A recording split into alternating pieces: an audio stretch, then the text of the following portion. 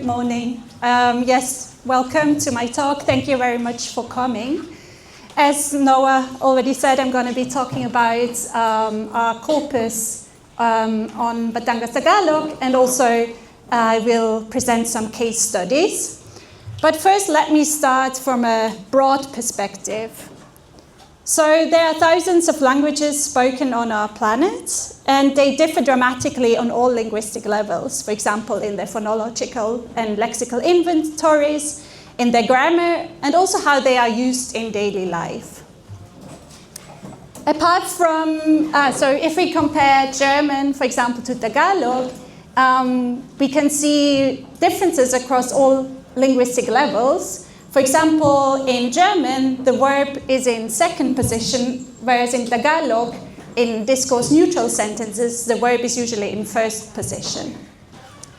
However, there's not only cross-linguistic differences, but also language internal differences. And one of such variation is a dialectal variation. So, for example, in my native dialect, I'm from Switzerland, I speak Zurich Swiss German, and we would say, instead of the standard German, wir essen Kartoffeln, we would say, wir essen Herdöpfel. And in Tagalog, when you go further south in Luzon, instead of hearing kumakain tayo ng kanin, you would probably hear nakain tayo ng kanin. So differences across languages and dialects lead to differences in how children acquire language.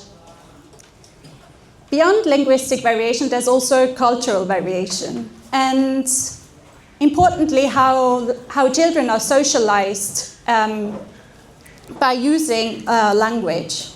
So a child growing up in rural Batangas experiences probably a very different life from a child growing up in Metro Manila. And needless to say, both of these groups experience a very different life than children growing up in Switzerland or Germany. So if we want to understand how children acquire language in their natural environment, we need to look at a lot of data. There are different approaches to study child language acquisition. So, for example, there's experimental approaches, such as pointing studies on the left, or neurolinguistic methods, such as EEG on the right. There's one of the first methods was diary studies, where parents usually wrote down observations about their child's language acquisition. So, for example, they would write down at what point a child understands or produces certain words. There's also like report instruments that are usually administered to parents, where parents report the child's linguistic competences, such as the receptive and productive vocabulary. And such report instruments are also administered by clinicians, for example, to assess language delays. And lastly, what I'm talking about today are corpus-based approaches to language acquisition. Basically, what we do when we collect a corpus is to record children in their environment or with a caregiver interacting with them. Then we transcribe the speech and maybe other levels, such as gestures. And this gives us a basis for doing quantitative work on and asking certain questions. And also, this approach is well suited to capture children in their everyday lives and to get a naturalistic or kind of a good insight into what children experience, how they interact, and how they speak in their natural lives. And just as a side note, actually, one of the first studies on the acquisition of Tagalog was done by Brother Andrew Gonzalez based on corpus data. He, I think, tape recorded his nephew and his niece. So when we record corpora, basically what corpora crucially capture is what the child says, what the child hears, so utterances that are directly directed to the child, obviously how they interact, For example, we can see how turn-taking develops. We also capture child surrounding speech, namely speech that is not directed to the child, but people speak also in the environment, and children might overhear what is being said in their environment. Importantly,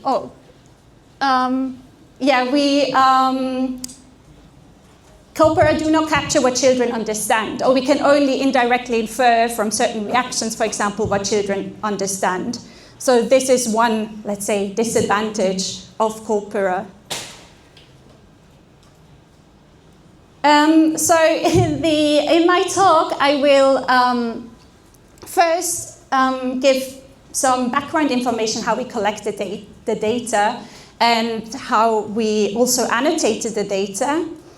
And then I'm going to walk you through some case studies, 4 case studies to be exact, which are quite diverse, and they should just give you an impression of the diverse questions that can be tackled with corpus data.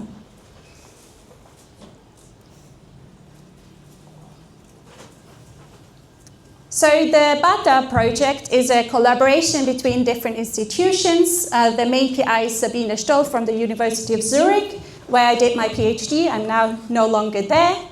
There are other people involved, for example, from the Max Planck Institute, Rovena Garcia and Evan Kidd. They're also no longer there, but at the time when we started the project, they were still there.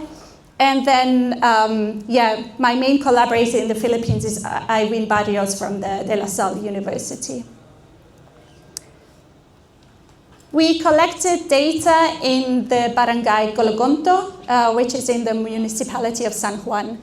If you don't know this municipality, it's where La Illa is. Many people know La Illa because of the beaches. So it's, this is Taal. So it's more like in the eastern, closer to Quezon. But the barangay Cologonto is very small. Approximately 800 people live there, and it's very rural. So houses are spread quite far apart from each other, and children have a lot of room to roam around, which is probably very different from Metro Manila. We recorded preschool children aged 5 months to 6 years, and we also collected so-called day-long recordings. They're not quite day-long. We recorded approximately 8 hours per day. The corpus is also longitudinal, so we collected data 5 times every 3 months. And the corpus is also cross-sectional, so we recorded multiple children per age group. And the corpus is naturalistic. So basically what we told the recording assistants to do is to go to the family, set up the camera, but they didn't give the parents any further instructions, apart from that they should just go about their day as they usually would. So they weren't told to kind of interact with their children more than they might usually do. And I also added as much as possible, because obviously there's a camera and people do realize that there's a camera. Some people, you can clearly see that they forget about the camera at some point, but still, there's a certain observer's paradox involved. And but I think that's as naturalistic as we can get with having also like a camera in the room and a person who's recording. So as I've already mentioned, we recorded data with the scene with the camera, and we also added a wearable microphone. So the child was wearing a microphone in a pocket on their t-shirt, and this allowed us to have the voice of the child, because sometimes the camera was quite far away and it was difficult to hear what people are actually saying close to the child.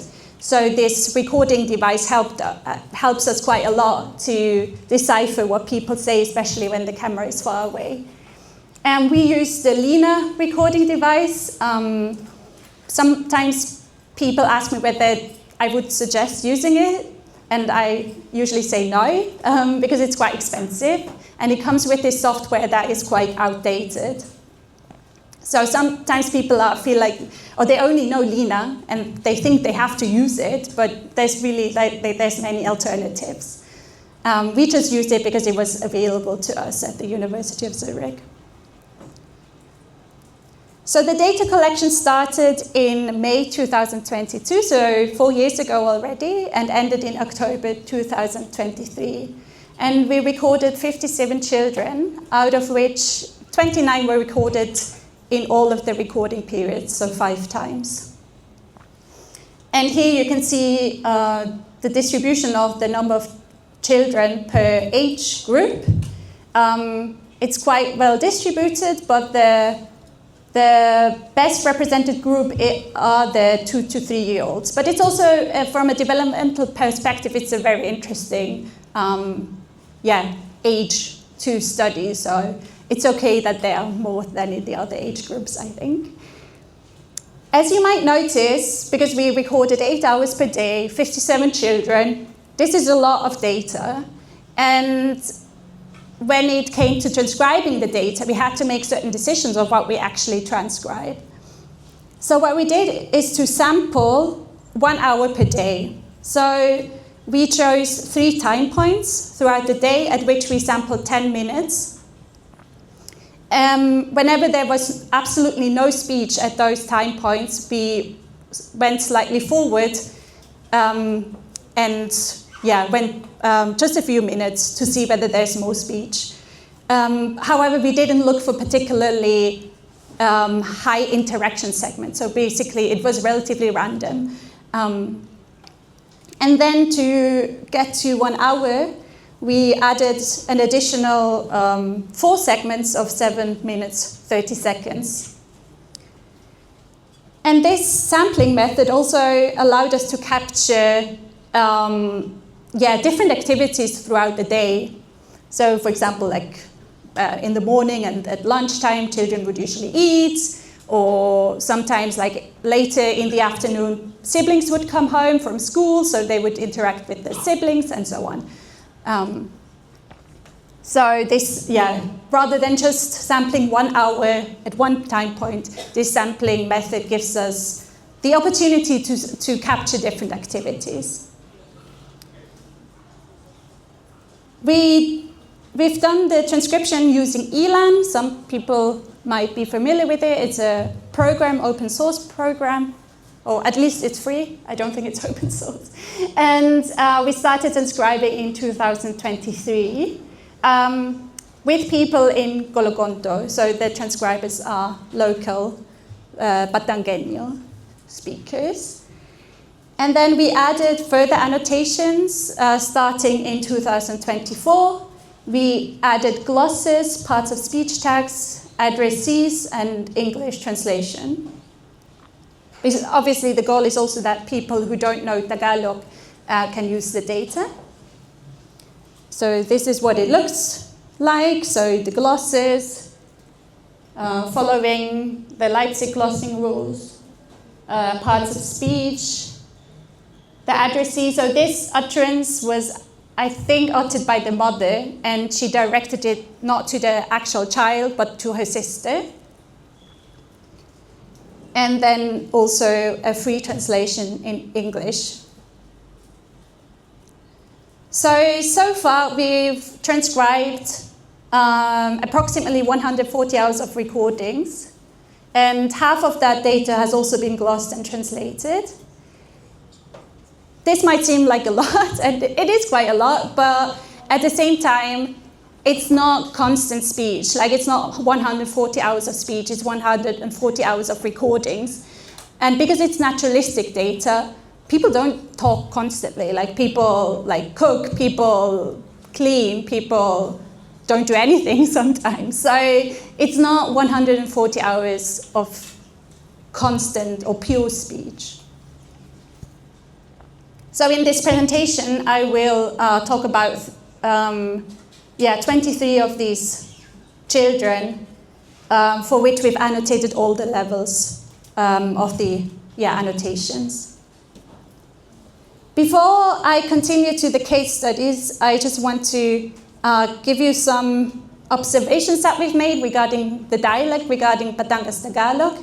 We've not done any kind of quantitative or thorough study, but these are observations that mostly Ravena Garcia, who's a native speaker of Metro Manila Tagalog, made. So Batangas Tagalog is what we also call like Burong Tagalog. They use quite a lot of deep Tagalog words. Also, if anyone here is from Batangas and they want to correct me, that's also fine. So yeah, they use a lot of deep Tagalog words, and English is still quite rare. I mean, there's certainly English words, but in comparison to like this kind of environment, there's quite little English. And there's also phonological differences. So for example, diyan instead of jan, or iyon instead of yun, iyan instead of yan. There's also morphological differences. So for example, there's this intensifier ka bait si ineng instead of maybe napaka bait si ineng. There's also lexical differences, function words such as ga instead of ba, dine instead of dito, are, and content words such as dais, which means lapit, or guyam, which means langgam. And there's also differences in terms of word order. So in Batangas Tagalog, we've observed that the I inversion is still quite frequent. You can see an example. And also the sa pronoun initial word order. So aking anuin yang tenga mo. In Metro Manila, you would probably hear something like anuin ko yang tenga mo, and not the aking in first position. I think at least to some speaker that I've talked to, they said that the last sentence is kind of weird or too formal with them, and then kind of creates this kind of weird, weird. It makes it weird because the anuhin is not very formal, so it's kind of a paradox almost. So I will go over to some case studies, and I just want to say in advance that the case studies are still in progress studies, and they're still quite explorative, at least most of them. So I also greatly appreciate any feedback that you might have. So the first case study is about the language environment of children. So researchers have found a strong relationship or correlation between the amount of speech that children hear and their language proficiency. Especially their vocabulary size. This research has been mostly executed in the US. So, and we know that from other cultures, child-directed speech is not as frequent, and children also hear a lot of child surrounding speech, for example. Also, the type of input differs. So in other countries, other than the US, children also hear more speech, for example, from children, because in some cultures, children look after one another. In this first case study, I wanted to see what the language environment of children growing up in Batangas Tagalog looks like. So basically, I looked at how much and from whom do children hear speech. So first, I looked at how much speech do children hear and how much speech is actually directed to them. So how much is surrounding speech and how much is directed to them. And here on this plot, you can see the children on the x-axis and the relative amount of speech on the y-axis. Basically, that means that I just looked at the proportion of speech in the segments that we've transcribed. And what you can see is that the child on the very left, he's about 50% of the time, like speech 50% of the time. However, the blue color, the child surrounding speech, is actually quite a lot. And so child surrounding speech is more frequent than child-directed speech for that child. Whereas the child on the very right, who only hears approximately 20%, like speech 20% of the time that it was recorded and transcribed, it hears a lot more child-directed speech and a lot less child surrounding speech. And then that usually has to do with also like the number of people in the household. But basically what we can see from that is that the amount and type of input strongly varies across children. And then I was interested in seeing who interacts with the child. So I only looked at child-directed speech. And this time the children are on the y-axis and the type of relation that the speaker has to the child is on the x-axis. And this is probably too small for you to see, I'm sorry. But basically what we can observe from this is that mothers do have a large or very well represented in children's lives in most families, because sometimes mothers also work. So there you can see more input from for one child, for example, from the uncle, and for another child from the grandmother. What we can also see here is that the purple color, who is the father, is not very well represented. This, however, might also be a bias of our data, because we record it during the day, and usually fathers work and come home in the evening. So we didn't capture, actually, fathers interacting a lot with children. Only when we recorded on the weekend, which was only the case for certain children, so not for all of them. And also, actually you don't see this here, but what I've noticed is that the older the children get, the more input they also get from siblings rather than parents, because they're probably more independent, so they can play with their siblings. So yes, mostly the children hear speech from family members, unsurprisingly, and mothers are strongly represented in most children's lives. However, again, the picture looks like quite different from child to child, so it's hard to make any generalizations. And then I looked at whether the amount of child-directed speech changes with the age of the child, because we might assume that younger children who don't really speak yet might hear less child-directed speech because there's not that much to talk about. However, what I actually found is that the amount of child-directed speech slightly declines with the age of the child. So older children hear less child-directed speech.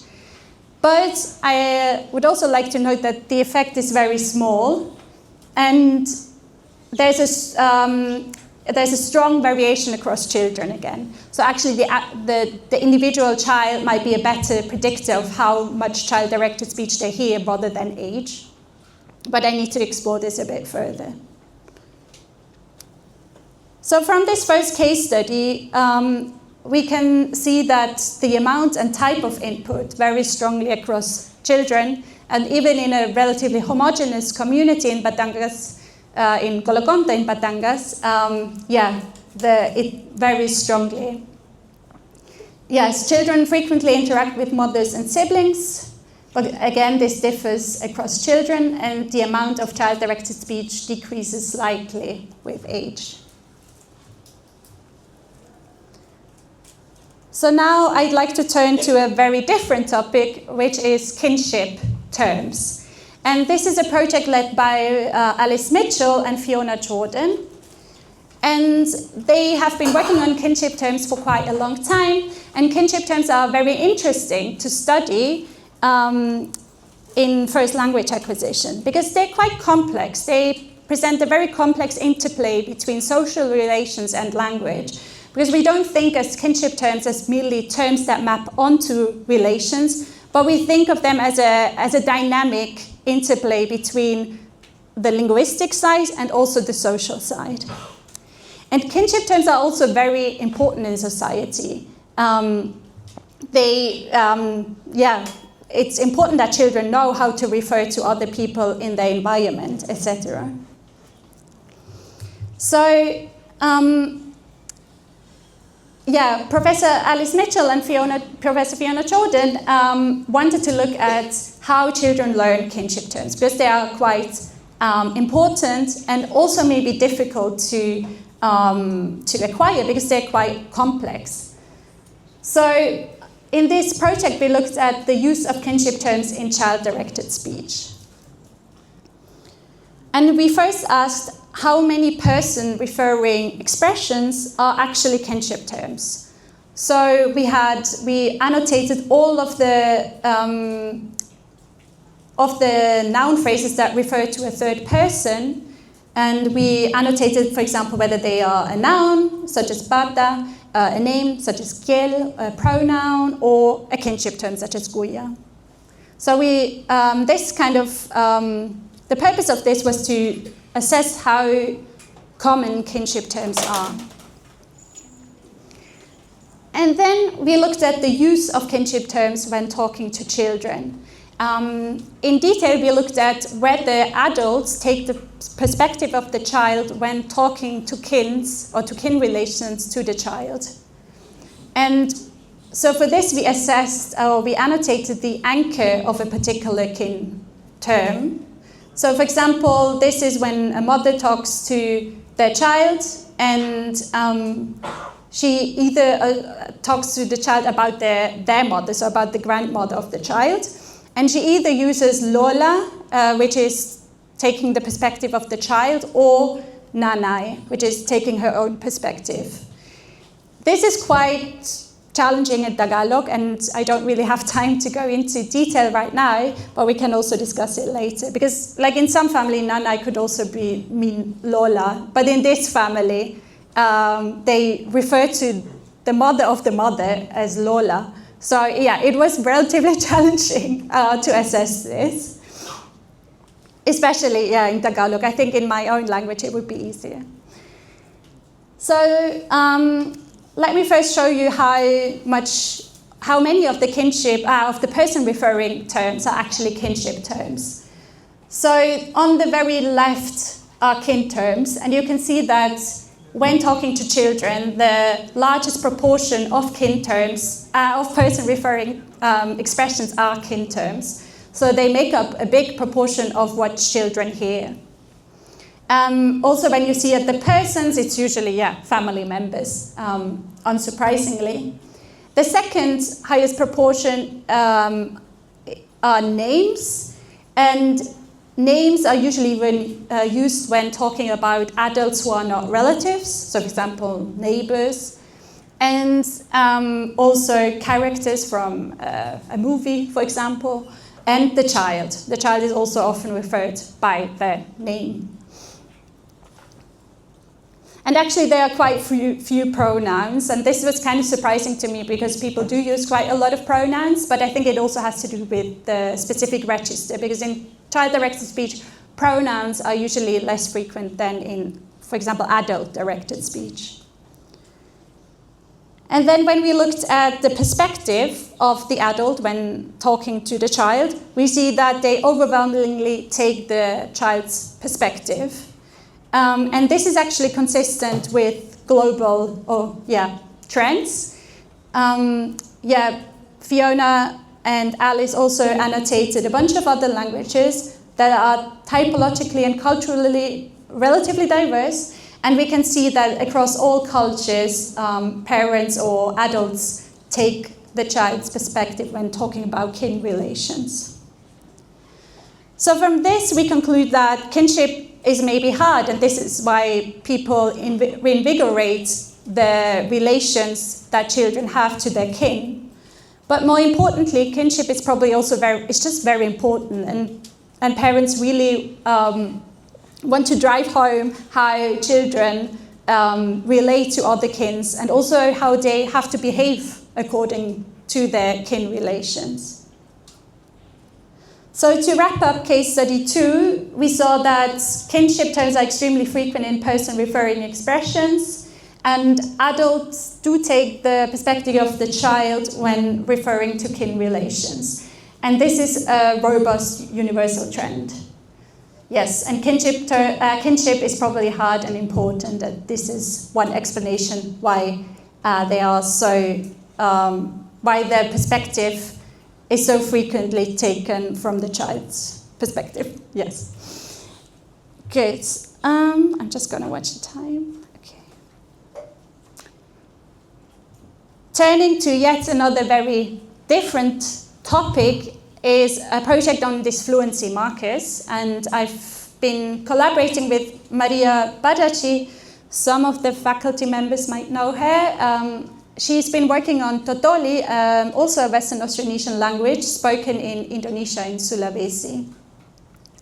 Yes, and this project is on speech disfluency marker.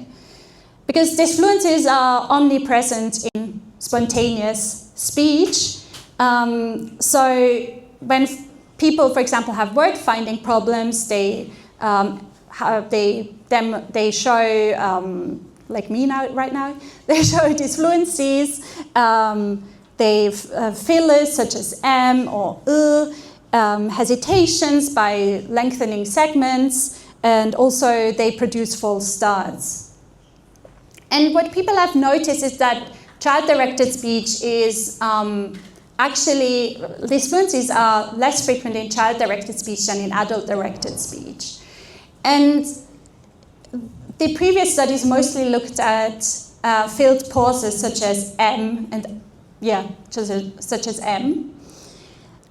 However, what people have also observed is that in Austronesian language, such as Tagalog and Totoli, such filled pauses are actually quite rare, or relatively rare compared to Indo-European languages.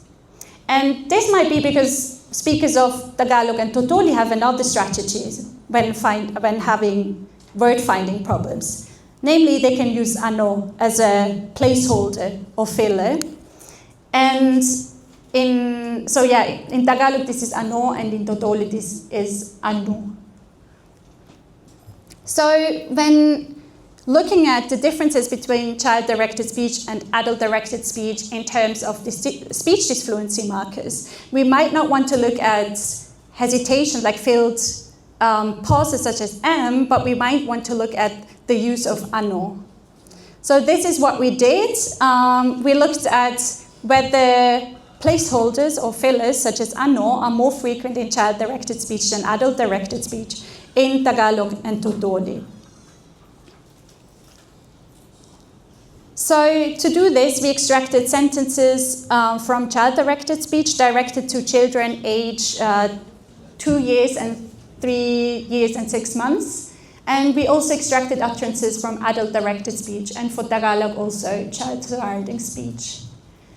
And our measure is the number of ano divided by the number of utterances to give us kind of a relative count on how frequent these speech disfluency markers are in comparison to everything that is said. And of course, like, we only annotated anos in Totoli and Tagalog when they actually functioned as fillers, because obviously in Tagalog there's many other functions of ano, and in Totoli there's also other functions, but less than in Tagalog. So these are the results for Totoli. What you can maybe see is that the percentage of fillers grows with the age of the child. And in adult-directed speech, fillers are more common than in child-directed speech. We also see a similar picture for Tagalog, where the amount of anos increases with the child's age, apart from the last child, which hears the same amount of ano as the youngest child. This is probably because of individual differences. So people have different ways of speaking and also different strategies when having these word-finding problems. But you can also see that in child-directed speech and adult-directed speech, the proportion of ano is higher. What you might also be able to tell, or what you might have noticed, is that the percentage of anu is a lot higher in Totoli than in Tagalog. And we don't really know yet how to interpret this, but one reason might be that in Tagalog, anu is a lot more polyfunctional than in Totoli. So in order to avoid ambiguity, people might also use other strategies when having such word-finding difficulties. So yes, just to summarize, the fillers anu and anu distinguish child-directed speech from adult-directed speech, and the use of those also increases with the age of the child. And yes, as I just mentioned, there's a higher proportion of anu and anu in Totoli than in Tagalog. So let's move on to the last case study. This case study is, again, only on Tagalog, so it's not cross-linguistic.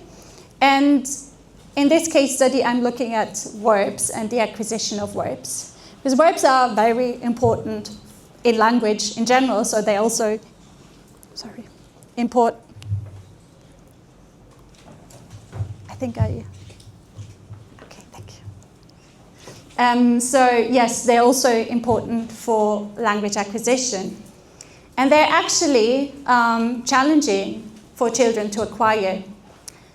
This was already observed in the 90s, and these two authors also observed that the research on verbs, on how children acquire verbs, is actually quite lacking, or people have not worked a lot on it. And even 30 years later, people have not done that much work on the acquisition of verbs. The acquisition of nouns is a lot, better studied. And so in this study, I looked at how children acquire verbs. This is, again, quite explorative for the moment. So basically, children have to learn that words represent or describe different types of events or states. So, for example, iyak is an emotion, kain is a verb of ingestion, and bigay is a verb of transfer. And importantly, children also have to learn that for cry, there's only one participant needed. For kain, there's usually a person who eats and a thing that is being eaten. And for ditransitive verbs such as bigay, they have to know that there's usually an agent, a theme, and a goal. Another aspect about verbs that children who learn Tagalog have to acquire is the voice marking system. And unlike languages such as English, they really have to learn this from the start. Because in English, the passive voice in child-directed speech is very infrequent, so children don't really have to care about it too much. But in Tagalog, children are really exposed to both the more agent voice or both more the on-the-go voice from the beginning.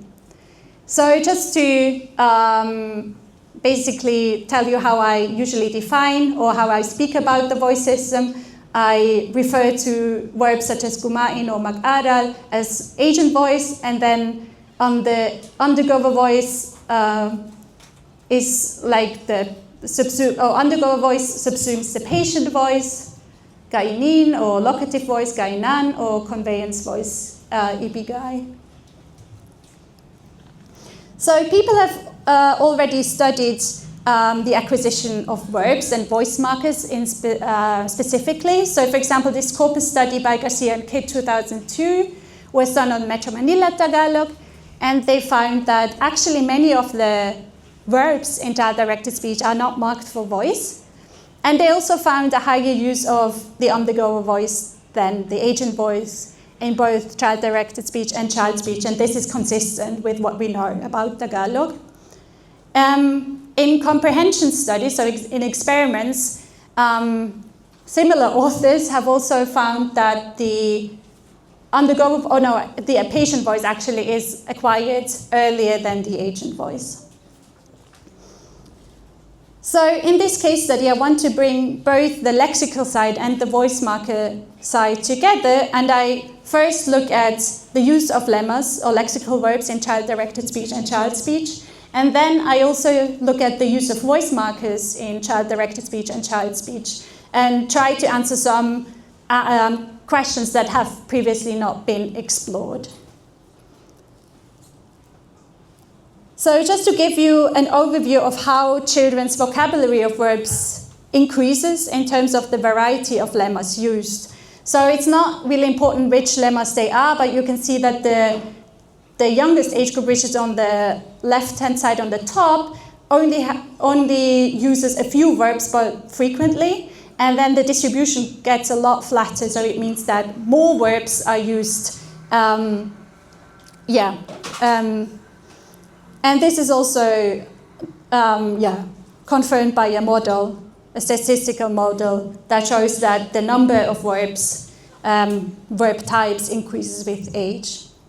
And interestingly, this is also the case for child-directed speech. So also parents have a larger repertoire of verbs when talking to older children than younger children. Because probably also the type of events that are being discussed or are being spoken about, grows more varied, and more events, more verbs are needed to refer to these events. I then was interested in looking at which of the verbs are actually in child speech. And for this, I annotated verbs with verb classes from Malchukov. I don't think I have time to go through them now, but I just give you a small glimpse at what I found. So I listed the percentage of verb class represented over the age groups, across age groups, and I ordered them in terms of their frequency. And I just want to draw your attention to some of the verb classes.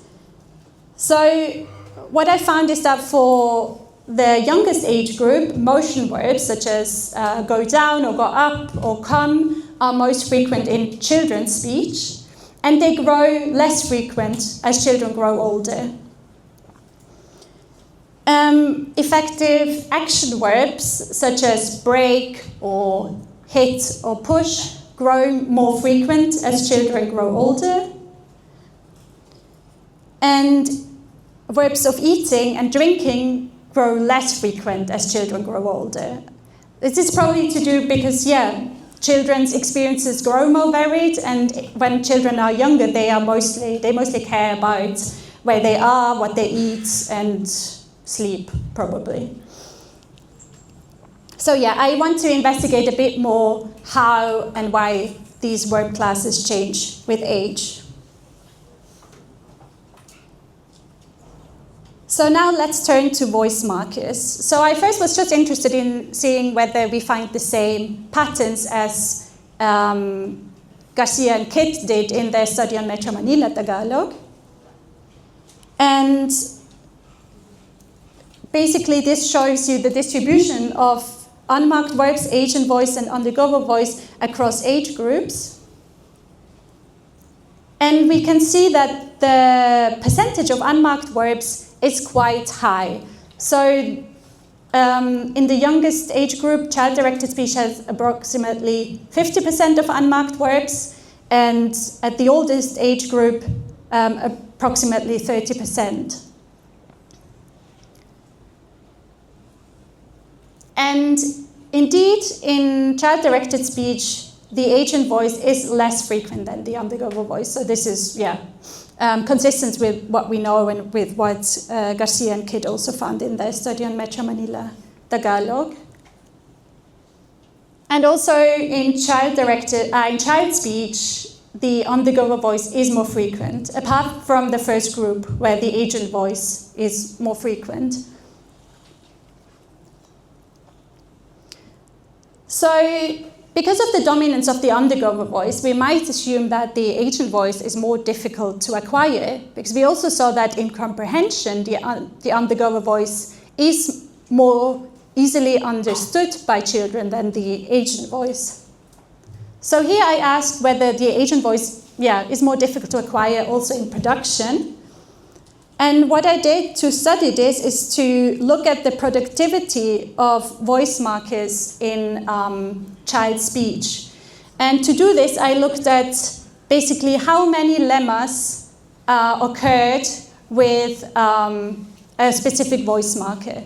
And to kind of quantify this, I used entropy. It's not important, like the formula is not important. Basically what it captures is how certain can you be that a certain voice occurs with a certain lemma. So basically it captures how varied is the usage of the voice in terms of the number and lemmas used. So basically higher entropy means higher productivity. So let's focus on the agent voice and the undergoer voice. We can see that in child-directed speech, the entropy is relatively consistent. In child speech, the entropy grows with the age of the child, as we would hope. And we also don't see like big differences between the agent voice and the patient voice, the undergoer voice, apart from maybe the second youngest age group, the 2 to 3-year-olds, where the entropy is indeed higher for the undergoer voice than the agent voice. However, if we really want to quantify this, we also have to take into account that the voices might differ in terms of the entropy, also in adult-directed speech. So in order to kind of capture how far away are children in terms of their productivity from the adult state, I just calculated the difference between the adult entropy in child-directed speech and the entropy in child speech. And the smaller the difference, the closer children are to adults' productivity. And to see whether this changes across age groups, I also fitted a model. And we can see that indeed the difference in entropy decreases as children grow older. And importantly, the difference in entropy is actually similar across voices. So it's not the case that the agent voice kind of lags behind the undergoer voice. However, there might be something going on in the 2 to 3-year-olds. I will have to explore that a bit further. So to wrap up the last case study, we found that the number of verb lemmas increases as children grow older, and also that the verb classes change. In terms of voice markers, we confirmed that the undergoer voice is more frequent than the agent voice, and we didn't find any evidence that the agent voice is acquired later than the undergoer voice in production. So, wrapping up this talk, I hope that I've showed you that using corpus data, by using corpus data, we get insight into children's speech and children's environments, and that a wide range of diverse questions can be tackled. I also hope that I've shown you that using naturalistic data, we see what children hear, but one of the disadvantages is also that the data is sparse. As I mentioned in the beginning, these 140 hours does not represent 140 hours of speech. So we actually need quite a lot of data from a lot of children if we look at children's speech and adult and also child-directed speech. Related to this is an expensive and long project. And because of this, I'm happy. I'd be extremely happy to share and also collaborate this data because, we've done a lot of work and it would be nice if other people could use it as well. So please contact me if you have ideas or if you're just interested in using the data. Also, if you are interested in these kind of research projects, but want to do something like this on a smaller scale, there's also this project or this initiative called the Acquisition Sketch, which provides an alternative, smaller scale alternative to studying child language acquisition. And it's also an active community, and people are very helpful and glad to help. So lastly, I would like to thank the research team, especially Irene Barrios from De La Salle University. I would also like to thank the BATA team, the recording assistants and transcribers in Cologne, who have done great work in transcribing data. Also the glosses at De La Salle and now also at UP Diliman. The families and children from Cologne who agreed to participate in being recorded for this study. And also the Barangay Cologne for letting us do this study in the first place in the lovely barangay. And maraming salamat sa inyong lahat.